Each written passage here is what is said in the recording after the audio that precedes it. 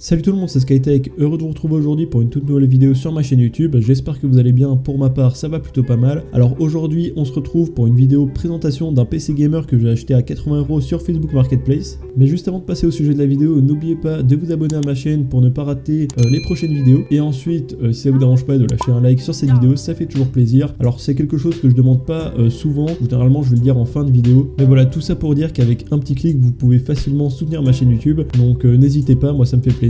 Donc voilà, sans plus tarder, eh bien je vous laisse maintenant avec cette vidéo.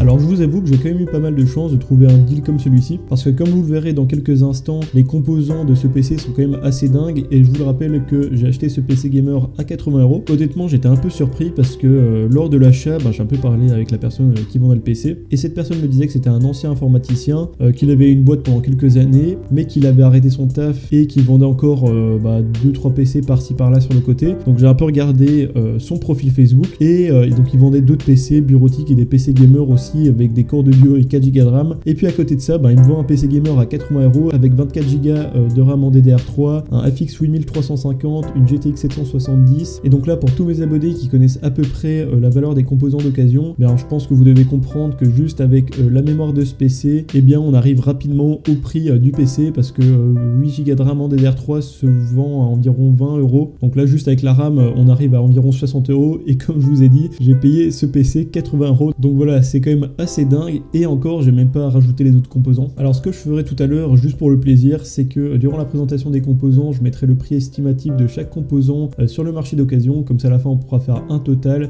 dans le cas où on achetait par exemple tous ces composants un par un sur des sites d'occasion. Alors pour cette présentation de composants, nous allons d'abord commencer par le processeur. Donc dans ce PC nous avons un FX 8350, donc un processeur de la lignée FX de chez AMD. Donc c'est une série de processeurs qui, je le rappelle, a été lancée en 2011, donc elle date quand même un peu. Alors à l'époque c'était la haute gamme des processeurs de chez AMD, mais bon, comme on le sait, ces processeurs FX n'ont pas eu une super popularité, vu qu'à côté de ça il y avait Intel qui dominait un peu le marché. Mais bon, ce n'est pas pour autant qu'en 2021 ces processeurs tiennent encore un peu la route. De toute façon on verra cela dans quelques minutes durant les benchmarks. Alors au niveau du prix de ce processeur sur le marché d'occasion, je l'estimerai à environ 70€. Alors en basant sur la screen que vous voyez là maintenant à l'écran, donc c'est des prix que j'ai trouvé sur AliExpress, sur eBay et sur Le Bon Coin. Alors bien évidemment vous trouverez les meilleurs prix sur Le Bon Coin. Alors même si ce processeur en 2021 garde une assez bonne valeur sur le marché d'occasion, honnêtement je vous conseillerais pas du tout de l'acheter, parce que sur le marché d'occasion vous pouvez trouver des processeurs qui sont beaucoup plus intéressants à ce prix là. Sinon au niveau des spécifications de ce processeur, donc nous avons un processeur avec 8 cœurs et 8 threads, avec une fréquence de base de 4 GHz et une fréquence boost qui peut monter jusqu'à 4,2. Il a 8 Mb de L de cache et 8 Mb de L3 cache, et il a aussi un TDP de 125 watts. Passons tout de suite au prochain composant, qui est donc la carte graphique. Donc ici nous avons une MSI GTX 770 version 2Go. Alors la GTX 770 est une carte graphique qui tient encore la route en 2021. Alors c'est pas non plus la meilleure des cartes graphiques, elle commence un peu à dater maintenant. Et puis avec ces 2Go, on reste quand même un peu limité au niveau du gaming. Mais bon, elle pourra encore tourner pas mal de jeux en 1080p en moyenne qualité. Donc voilà, si vous trouvez un deal assez intéressant sur le marché d'occasion, voilà, ça peut être assez intéressant de l'acheter. Alors après avoir regardé les prix de cette carte graphique sur Le Bon Coin, je l'estimerai à environ 60€. Donc je vous mets quelques screens à l'écran. Alors bien évidemment, vous pouvez la trouver à des prix beaucoup plus intéressants. Mais si on faisait une moyenne de tous les prix, ça arriverait à environ 60€. Ensuite pour la mémoire, donc comme je l'ai dit précédemment, nous avons un total de 24Go de RAM en DDR3. Donc nous avons une barrette de chez Samsung, une autre de chez Crucial et deux autres barrettes no name. Alors comme vous le savez, le prix de la RAM est très élevé depuis maintenant 3-4 ans, donc que ce soit en condition neuve ou en occasion. Alors au niveau des prix, sur Le Bon Coin on est à environ 25€ pour 8Go de RAM. Alors bien sûr ça reste une moyenne, vous pourrez toujours trouver des meilleurs prix. Pour les 24Go de RAM, donc je les mettrai à un prix estimatif de 75€, mais bien évidemment si vous les achetez en lot, vous pourrez peut-être les trouver à des prix un peu moins chers. Ensuite nous avons la carte mère. Donc ici nous avons une Gigabyte 990 FXA UD3, donc une carte mère au socket AM3+. Donc cette carte mère est pas mal au niveau de l'overclocking. Normalement je pourrais facilement monter mon FX 8350 à 4,6 GHz avec un bon ventirad. Au niveau du prix, donc ces cartes mères peuvent être trouvées pour environ 50€ sur AliExpress. Alors ce sera pas exactement le même chipset, mais ce sera un chipset de la série 900. Alors comme d'habitude sur Le Bon Coin, vous vous pourrez sûrement les trouver pour des prix un peu moins chers si vous cherchez un peu. Alors pour le prochain composant, nous avons l'alimentation. Alors tenez-vous prêts parce que c'est vraiment du lourd. Donc nous avons une Spirit of Gamer Gamer Power de 550 watts. Alors vous vous en doutez, je rigole, c'est vraiment une alim de merde. Je recommande pas du tout ce genre d'alimentation. Va savoir si elle nous donne réellement 550 watts d'alimentation. Bon, il faut quand même que je mette un prix à cette alimentation. Donc je la mettrai à un prix estimatif de 20 €.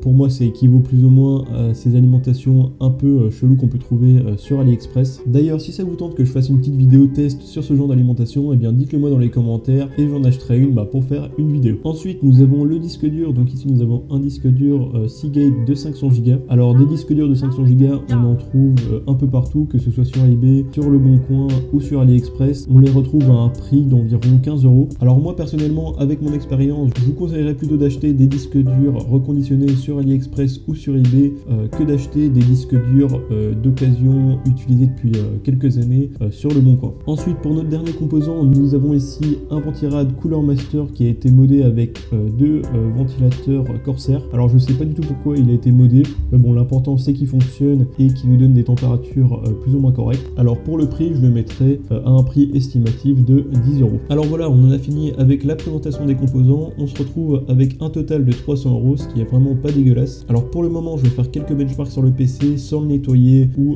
toucher à quoi que ce soit, parce que je compte faire une autre vidéo, donc PC build avec ce PC en changeant quelques composants. Donc maintenant, je vous laisse avec les benchmarks et on se retrouve juste après pour faire une petite conclusion.